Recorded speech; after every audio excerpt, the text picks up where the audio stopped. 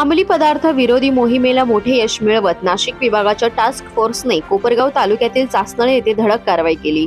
या कारवाईत तब्बल 7 किलो 200 ग्रॅम वजनाचा गांजा सदृश अंमली पदार्थ जप्त करण्यात आला असून एका संशयिताला अटक करण्यात आली आहे।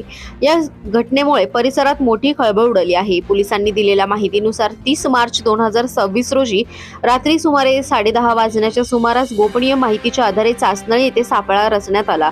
अंमली पदार्थ विरोधी टास्क फोर्स नाशिक विभागाच्या पथकाने संशयित व्यक्तीवर लक्ष ठेवून अचूक कारवाई करत त्याला ताब्यात घेतले। तपासादरम्यान आरोपीकडून 72,000 रुपये किमतीचा गांजा सदृश अंमली पदार्थ तसेच 10,000 रुपये किमतीचा मोबाईल असा एकूण 82,000 रुपयांचा मुद्देमाल जप्त करण्यात आला। या प्रकरणी अंमली पदार्थ विरोधी टास्क फोर्सचे कर्मचारी किरण चुनीलाल निकम यांच्या फिर्यादीवरून कोपरगाव तालुका पोलीस ठाण्यात गुन्हा दाखल करण्यात आला आहे।